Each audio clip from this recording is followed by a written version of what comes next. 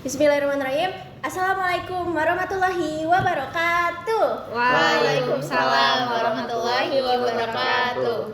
Halo teman-teman semuanya, balik lagi di podcast Pimpinan Cabang Ikatan Pelajar Muhammadiyah Pamulang.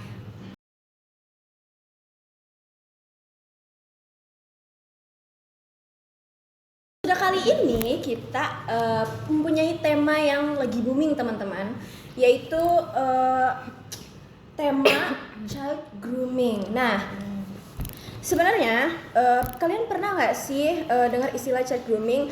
Nah, masalah ini itu sering kejadian di sekitar kita, tapi banyak yang nggak sadar kalau itu berbahaya teman-teman. Teman-teman, di sini aku mengundang 3 narasumber yang keren. Dari yang pertama nih, ada Kak Dita dari bidang bimbingan konseling. Halo Kak Dita. Nah, yang kedua itu ada Kak Raffi dari bidang hukum. Halo Kak Raffi. Hai.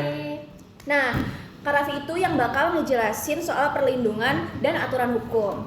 Yang ketiga ada Kak Nadine. Hai Kak Nadine. Nah, Kak Nadine ini dari bidang psikolog teman-teman. Bidang psikolog ini yang bakal ngebahas dari sisi mental dan emosional korban. Kasih pertanyaan ke kakak-kakak, tapi yang ringan dulu karena kita baru mulai ya teman-teman, kita enjoy dulu di sini. Pertanyaan pertama itu menurut kakak-kakak di sini satu kata untuk child grooming yang paling pas itu apa sih Kak? Boleh dari Karita dulu? Oke, kalau menurutku satu kata yang pas pastinya adalah manipulasi. Manipulasi, oke. Boleh dari Kak Nadine? Kalau aku jahat sih. Jahat, boleh tuh. Kak Raffi? Karena jahat udah dipakai mungkin pidana ya. Wow, pidana. Oke, wow. Jawaban bisa dilihat ya teman-teman, jawaban dari kakak-kakak di sini tuh memang ini bukan hal yang bisa dianggap sepele gitu. Nah, oke.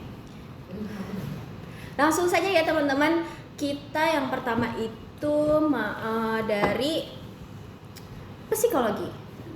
Pertanyaan yang pertama buat Kak Nadine, yaitu psikolog. Kak Nadine, dari sudut pandang psikologi, kenapa sih anak-anak atau remaja sering jadi target child grooming? Oke, tapi teman-teman sebelumnya aku ingin jawab dulu.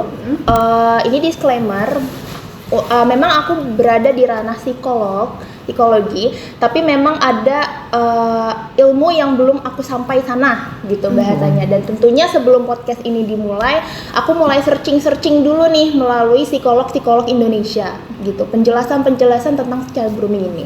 Nah, tadi kan pertanyaannya kenapa sih remaja atau anak baru pubertas lah ya, itu bisa target child grooming gitu. Betul. Nah, kalau yang aku dapatkan itu memang karena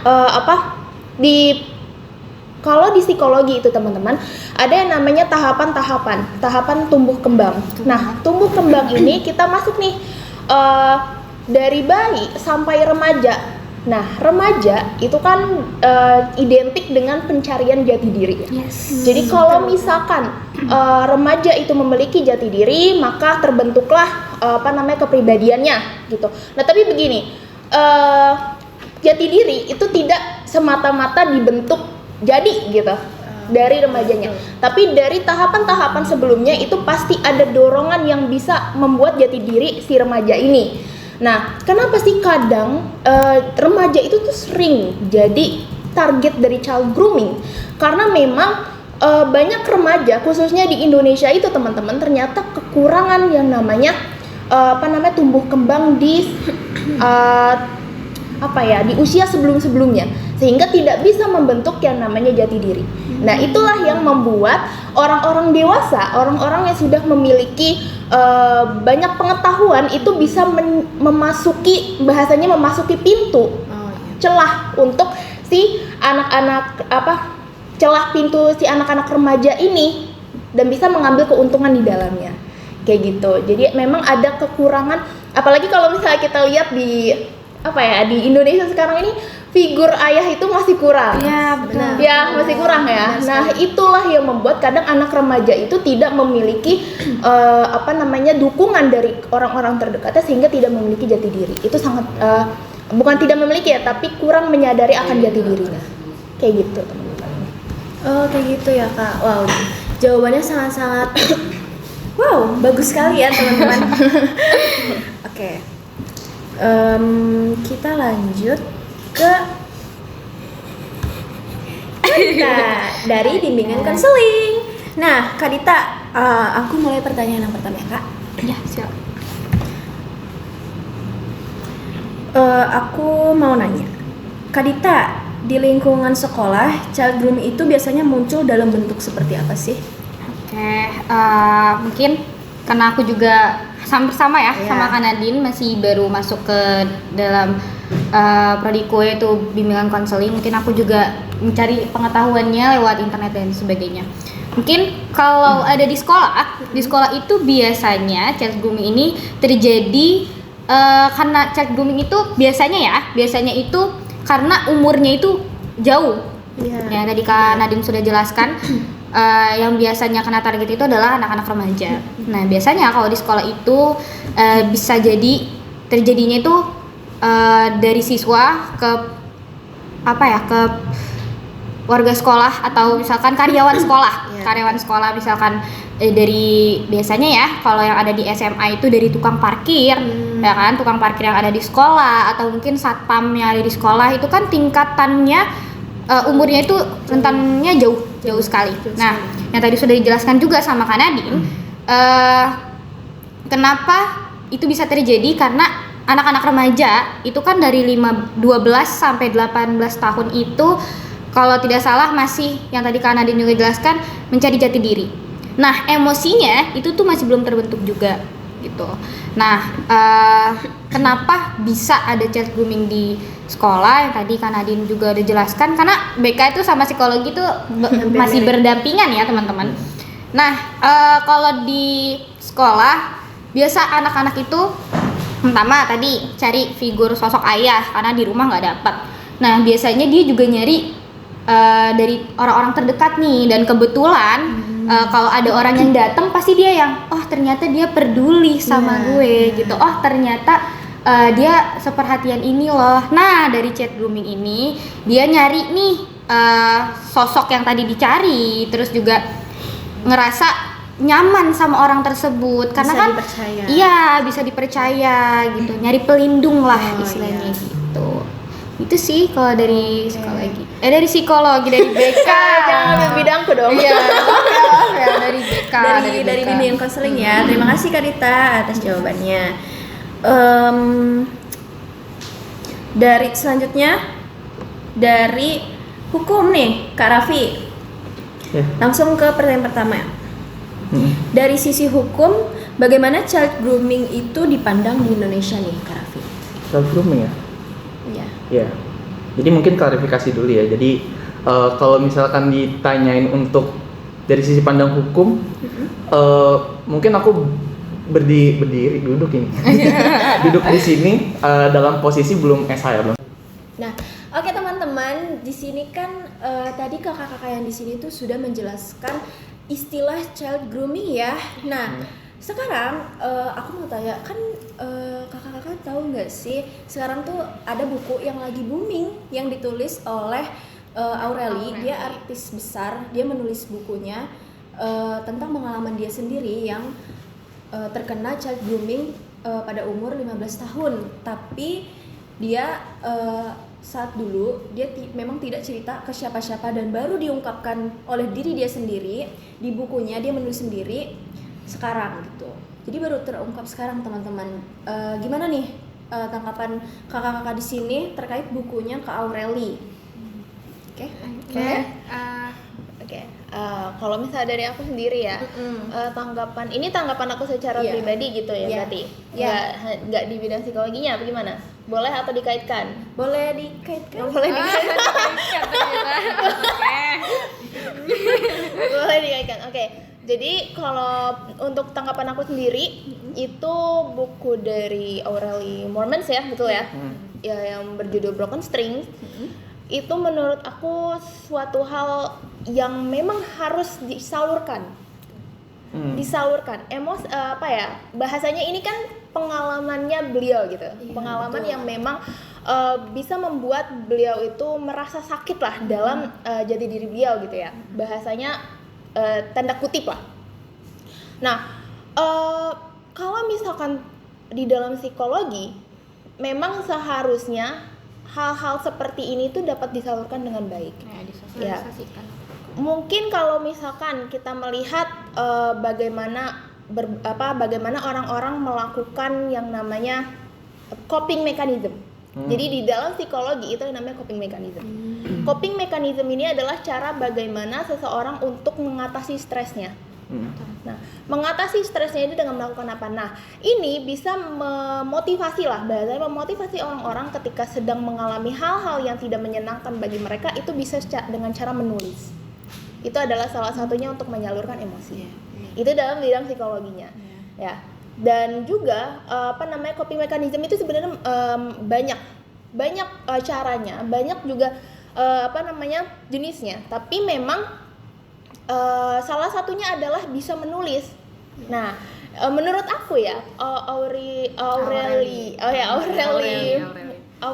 itu tuh dia bisa menyalurkan apa yang seharusnya terpendam dalam diri dia itu menjadi suatu tulisan, menjadi suatu karya. Nah, itu keren banget menurutku. Kayak gitu. Daripada cuman ngecek GPT ya kan?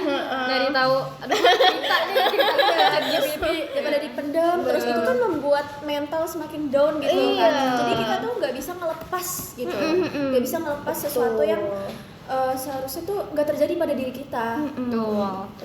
Nah, terima kasih Kak Nadine untuk jawabannya. Selanjutnya mau dari Kak Raffi atau Kak Dita dulu? Kak Raffi? Dita dulu.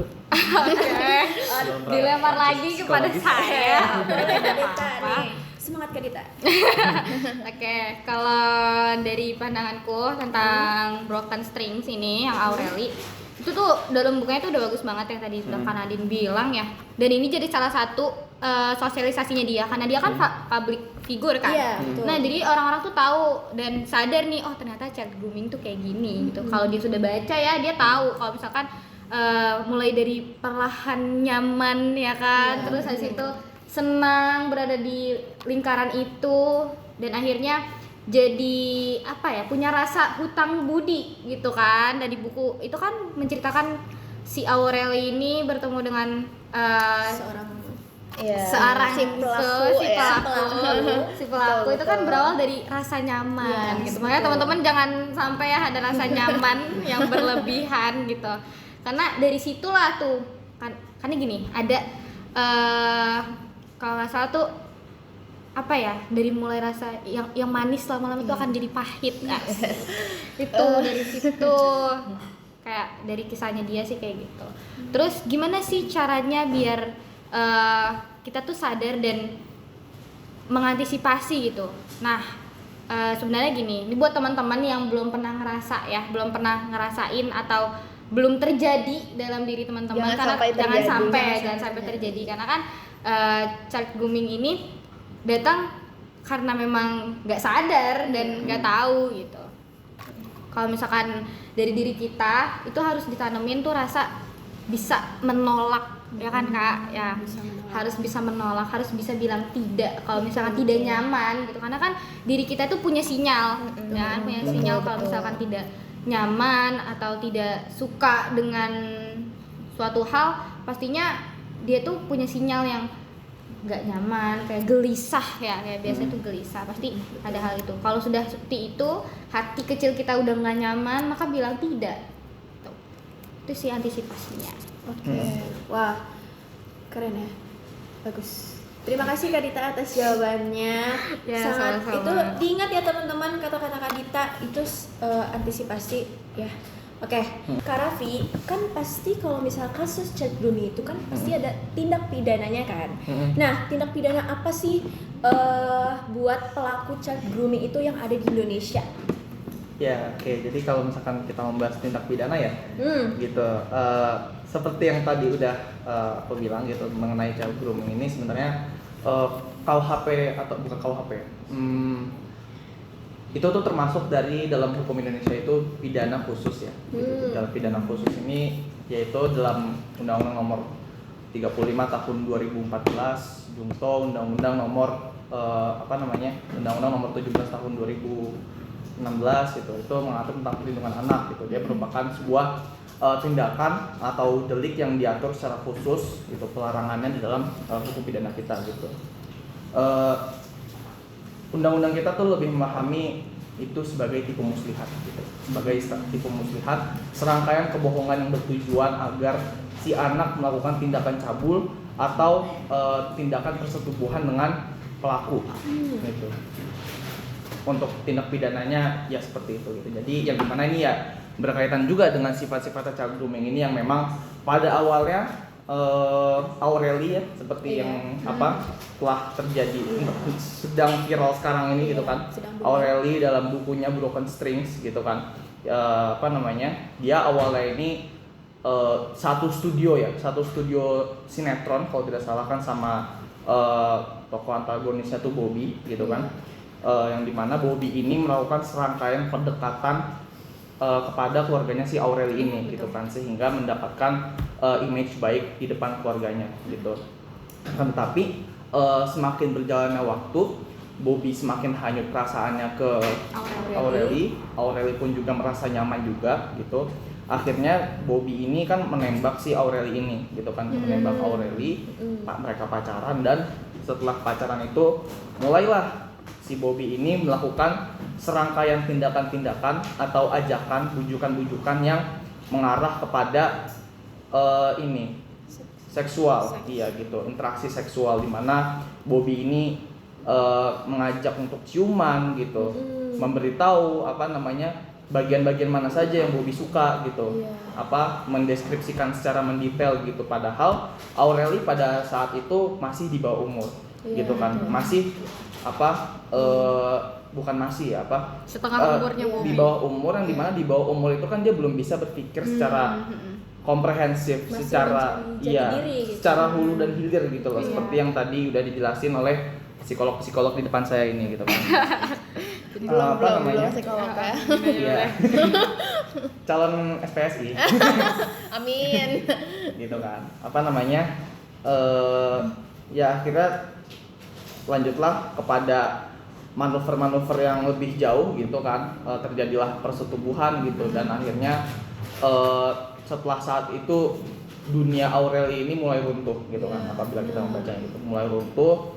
Bahkan sebelum daripada persetubuhan itu juga Aureli sudah cukup ditekan gitu kan, ditekan dengan keposesifan si Bobby ini pun juga dengan setelahnya gitu kan. Sampai-sampai Aureli itu menghancurkan HP dari yang pemberian Bobby ini gitu kan, karena tidak kuat dengan teror yang terjadi gitu kan. Nah, setelah sekian lama Aureli ini menghancurkan teleponnya itu, dia tiba-tiba diketahui lagi oleh Bobby ini gitu kan. Kontaknya terdeteksi. Bobby somehow mendapatkan kontaknya lagi gitu kan gitu. Yang ternyata ini memang dari temannya si salah satu teman yang satu-satunya teman dekatnya si Aureli ini gitu kan gitu. Yang dimana teman lainnya juga nggak tahu kan kalau misalkan dia itu memiliki catatan yang buruk gitu kan dengan si Bobby ini gitu, sehingga intimidasi dan teror terus berlanjut gitu, bahkan dengan tambahan legitimasi dari gereja gitu, legitimasi dari agama gitu. Jadi terjadilah pernikahan yang padahal pernikahan ini tuh tidak diinginkan oleh si Aureli ini gitu. Pernikahan paksa gitu kan istilahnya. Iya gitu. benar, pernikahan paksa Gitu. Tadi apa pertanyaannya kayak udah kejauhan deh. Kita jadi Nama itu jawab di awal. udah jawab di Apa tuh? awal. Ini Oh ya, tindak tentang pidana ya. pidana. Iya. Iya, dan Tapi juga Hukum di Indonesia. Justru gimana? dari penjelasan yang Raffi jelaskan Iya. itu justru lebih menjelaskan bahwa ini loh kasusnya Iya. dan memang harus ditinjau lebih jauh, Lebih Betul. detail gitu. lebih detail. Betul, iya. Kak, Gitu. ini kan di dalam ceritanya itu kan dia ada pemaksaan. Bobby itu maksa untuk dapat foto kan dari si Iya. Aureli itu. Iya. Itu kan bisa masuk ke dalam pidana juga, ya kan. Dari situ tuh harusnya seperti apa sih tindakannya? Kayak dari pidananya itu harusnya kalau misalnya kita masuk ke dalam pidana nih, Iya. ya kan, pidananya harus seperti apa gitu, dapat sanksinya apa dan lain sebagainya. Jadi begini, perihal interaksi-interaksi yang menuntut untuk tanggapan atau interaksi secara seksual itu kan umumnya kan dia terjadi dan tidak bermasalah apabila terjadi secara konsensual gitu kan. Konsensual ini berarti sama-sama mau gitu kan antara pihak lelaki dan wanitanya juga sama-sama mau gitu.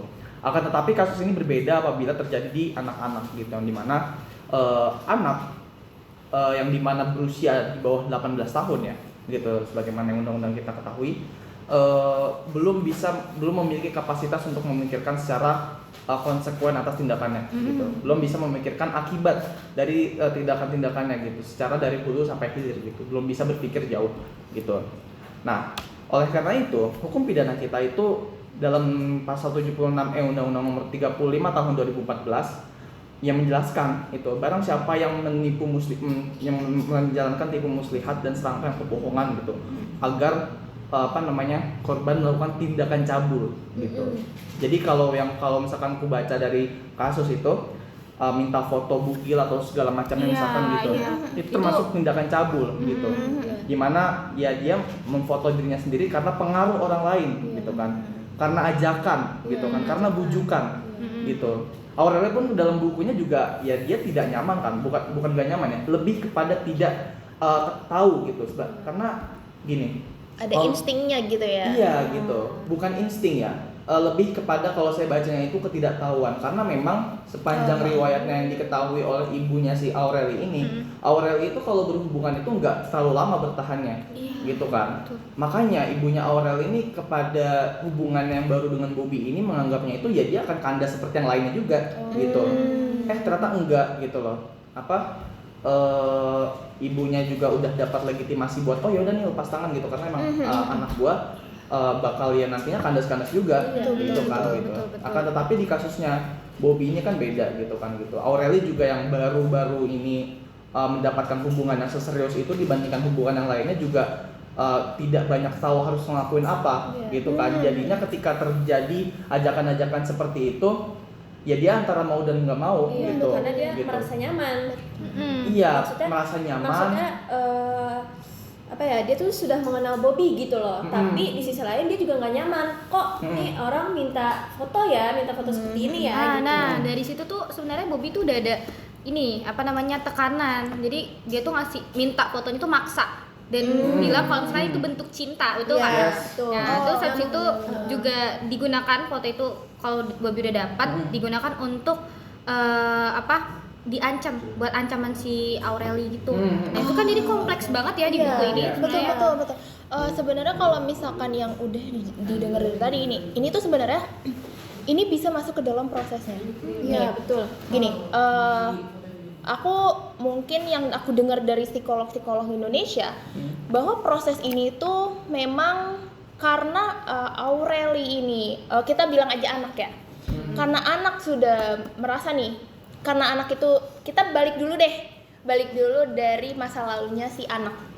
Kalau misalkan kita lihat dari masa lalunya si anak itu ya, dia merantau kemudian dia menjadi tulang punggung keluarga, itu kan sudah sudah melihat bahwa kondisi anak ini memang sedang tidak stabil, gitu ya. Nah, ya karena anggap aja seorang anak, apalagi anak yang baru remaja, itu kan ya mencari jati diri. Anggaplah kita ada satu ruangan, kemudian ada pintu. Nah, ruangan itu kosong. Kalau misalkan ruangan itu seharusnya diisi sama orang-orang terdekatnya anak, itu seharusnya bisa yang dinamakan ya udah gitu, merasa aman dan si anak juga merasa kepercayaan lah dengan orang-orang yang memang dia percaya. Tapi justru ruangan itu malah kosong. Ketika ruangan itu kosong, otomatis kita tahu ya kalau ruangan kosong itu ya udahlah dengan mudah untuk dengan masuk. mudah aja masuk gitu kan. Dan itu pintunya perlahan tertutup, kepercayaan udah nggak ada. Nah, tapi si pelaku sebelum pintu itu ditutup itu udah masuk. Udah masuk. Dia berhasil masuk karena apa? Karena si pelaku itu udah mulai yang namanya memberikan kepercayaan. dan kepercayaan Betul. pokoknya memanipulasi. Betul. Nah, Pokoknya mempengaruhi lah, seakan-akan aku cinta sama kamu deh. Nah, Aku mempengaruhi. Wah, mm-mm. langsung deh. Karena memang dengan kepercayaan itu, dengan kenyamanan yang ada, ruangan itu sudah penuh. Tapi penuh dengan cara yang tidak seharusnya. Tuh. Nah, karena sudah penuh seperti itu, anak tidak tahu kan? Anak gak Iya. tahu nih betul apa Iya, salah. betul. Tapi gitu loh. Jadi karena memang tidak ada dorongan dari orang tuanya, dan orang tuanya juga udah ngerasa kayak kayaknya ini saya bisa percaya nih, Iya, betul. bisa Ada percaya sama orang ini. Jadi di situ ternyata pelaku itu mendapatkan dua hal, teman-teman. Dua hal, yang pertama itu dia kepercayaan, yang kedua adalah kontrol. Yes. Karena kepercayaan itu sudah ada, maka terjadilah kontrol. Gimana? Karena keluarganya udah percaya sama si pelaku, gitu kan? Karena udah percaya nih, kayak yaudah. Dan disitulah si pelaku udah punya kontrol, kayak yaudah, saya kalau Iya. misalkan mau Dia- ngajak si anak tuh buat jalan-jalan, bahkan menyentuh fisik, Ya, itu ke ranah yang sana. udah ranah yang kesana itu. Karena dia ngerasa punya kuasa. Nah, itu Karena sudah ada. merasa kayak Iya. dia sudah nggak dipegang orang tuanya lagi. Iya, betul. udah dipercayain. Bebas Iya, dong, betul, karena betul. mengasih cinta, Betul. mengasih kepercayaan, Jadi mengasih hak milik perhatian. jadinya. Iya, Milik. betul. Dan kenapa sih ini yang aku dengar juga dari psikolog Indonesia ya? Kenapa sih si anak ini tuh nggak bisa nolak? Nah, ini dia. Jadi si anak itu sebenarnya bukan nggak bisa nolak, tapi dia itu tadi dimanipulasi sama si pelaku, karena pelaku itu membuat si anak itu merasa di dalam kondisi sendiri. Ya, betul. Tuh. Jadi dia nggak bisa menyender ke siapapun, nggak bisa. Jadi si pelaku itu bahasanya ini adalah anak. Ini adalah deretan orang-orang terdekatnya. Si pelaku masuk menghindari semua orang-orang yang terdekat si anak, supaya si pelaku ini punya kontrol. Yes. Jadi Jadi- kalau ada masalah, baliknya akan ke si pelaku lagi. Betul. Dia jadinya baliknya ke si pelaku. Apakah anak itu punya rasa bersalah? Ada. Justru pelaku itu menanamkan rasa bersalah ke anak. Karena dia dengan cara si anak itu pengen pergi, si pelaku ini memanipulasi dia. Adalah rasa bersalah. Jadi kayak bahasa gampangnya kayak, aduh, gue pengen pergi, tapi dia udah ngelakuin ini ke gue. Dia udah baik banget ke gue, udah ngasih perhatian banget ke gue. Jadi ada rasa hutang budi. Betul, tadi yang disebutin juga sama Kak Dita bahwa memang ada rasa hutang budi nih ternyata, gitu. Dan juga si pelaku itu kayak memanipulasi dengan kata-kata, aku udah ngelakuin ini loh, masa kamu nggak mau? Iya. Itulah yang membuat si anak ini merasa bersalah, Iya. kayak gitu. Kita sudah mendengar tanggapan dari hukum tindak pidana Indonesia dari Kak Raffi. Sudut pandang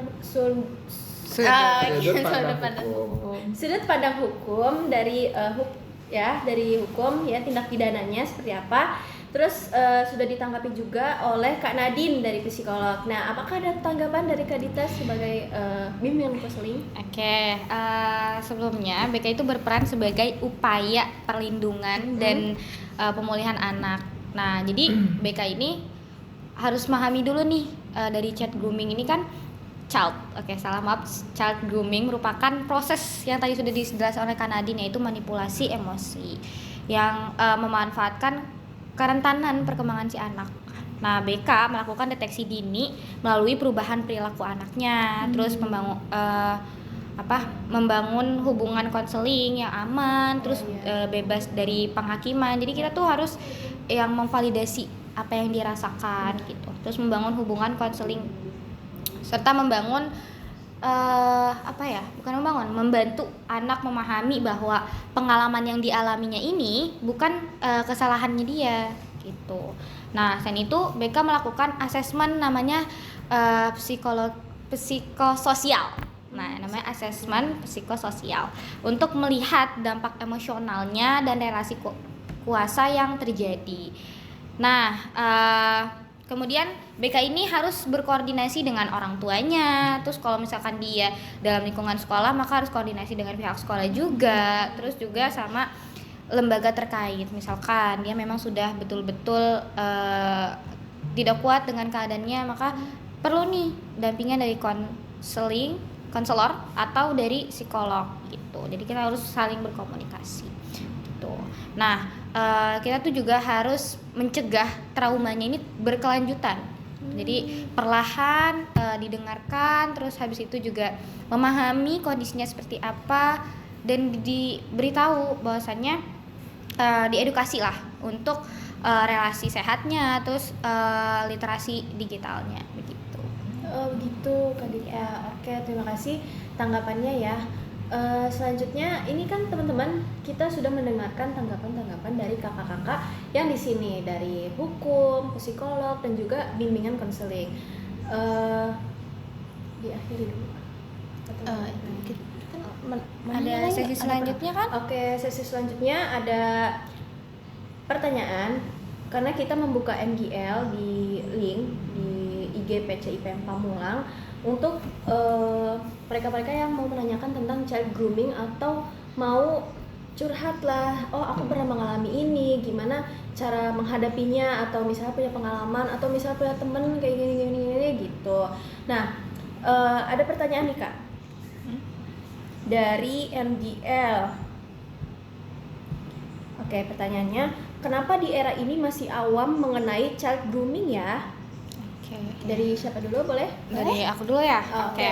Dari Kak Dika. Jadi gini, kalau di sekolah itu balik lagi ke perannya BK. BK itu beberapa sekolah harusnya BK itu ada yang namanya edukasi.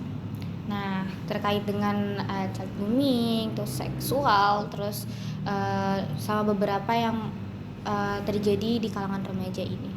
Untuk mengedukasinya gimana, terus juga karena child grooming ini tuh sering banget terjadi di lingkungan sekolah ternyata ya kan, mulai dari pendekatan dengan warga sekolah pastinya ya kan, karena usianya yang jauh, terus juga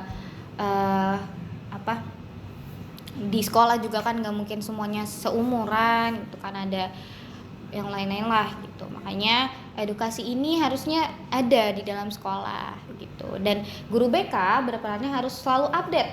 Nah, gimana caranya edukasi ini selalu tersalurkan oleh warga sekolah dan siswa-siswinya gitu. Nah, di sekolah juga harusnya ada jam BK. Jadi BK itu harus punya jam juga untuk masuk ke kelas-kelas gitu. Iya, gunanya untuk apa?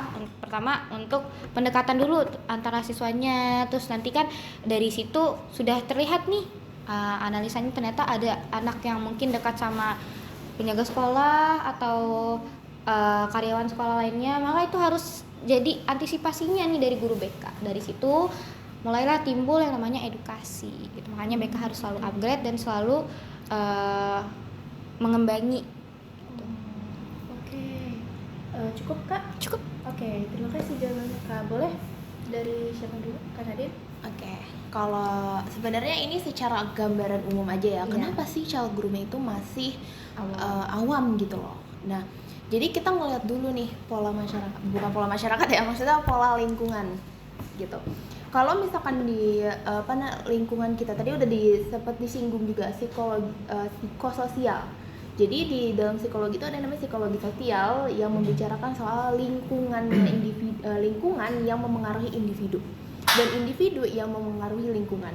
Nah, kalau misalkan kita masukin, kenapa kita bisa sih awam gitu loh, orang-orang awam tentang child grooming? Karena yang pertama memang kita harus lihat dulu lingkungannya itu seperti apa. Kalau memang lingkungannya itu mostly dia mendukung child grooming, karena kan memang ada, apalagi di Indonesia itu kan masih bahasanya masih ada tuh yang namanya pernikahan dini. Betul, Ya kan, betul. masih ada pernikahan dini. Nah, lingkungan yang seperti itu tuh bisa memengaruhi individu, bisa memengaruhi seorang anak gitu ya. Jadi kayak, oh dia tidak tahu kalau hal itu tuh salah. Tapi karena lingkungannya sudah menganggap, itu namanya pengaruh lingkungan. Iya. Jadi kalau di psikologi sosial itu ada yang namanya pengaruh lingkungan. Nah, disitulah pengaruh lingkungan yang memengaruhi si anak ini untuk misalkan dia tidak tahu hal itu salah. Dia tidak tahu hal itu Karena salah. sudah dinormalisasikan. Betul, sudah di dinormalisasikan gitu, sehingga bahkan kerabat, keluarga dan teman-temannya pun juga akan berpikiran yang sama. Begitu. Nah, terus kenapa lingkungan itu bisa terbentuk seperti itu? Karena balik lagi, individu memengaruhi lingkungan, lingkungan memengaruhi individu. Individu bisa saja di dalam lingkungan itu berperan dia, bahkan dia bisa menjadi perannya sebagai pelaku. Iya, betul. Dia bisa jadi pelaku, dia bisa jadi korban. Itu tergantung dari konteksnya nih. Kayak misalkan kalau yang tadi child grooming itu masih awam ya. Nah, ya itu di antara dua itu, entah dia yang memengaruhi lingkungan atau lingkungan yang memengaruhi individu. Bisa jadi juga karena adat nggak sih, Karena Kak? ada di dalam psikologi itu kan ada membahas tentang budaya juga gitu. Kenapa sih individu bisa berperilaku seperti itu? Karena ada budayanya Ada juga. budayanya. Gitu. Setuju. Nah, Di BK juga ada tuh, Kak. Kayak gitu ya. Jadi banyak banget dia betul. budaya pernikahan dini kah, dan itu kan masih dinormalisasikan hal itu, sehingga orang-orang tuh banyak yang awam tentang child grooming ini, nggak tahu gitu kalau pernikahan dini itu mungkin saja bisa terjadi karena awalnya terjadi hal-hal yang tidak diinginkan. Kayak gitu. Oh gitu. Wah, jawabannya sangat bagus ya. Tadi Kak Dita juga jawabannya sangat bagus juga. Terima kasih Kak Nadine tanggapannya, jawabannya.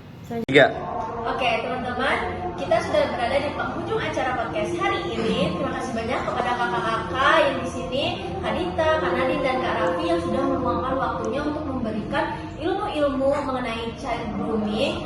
Pastinya ilmu ini sangat bermanfaat ya. Karena beberapa daerah emang di Indonesia ini tuh masih banyak kasus-kasus child grooming yang belum terungkap dan masih banyak yang belum bisa mengatasinya dan belum sadar gitu. Terima kasih kakak-kakak yang sudah hadir ini. Terima kasih. Nah, oke langsung saja kita tutup. Assalamualaikum warahmatullahi wabarakatuh.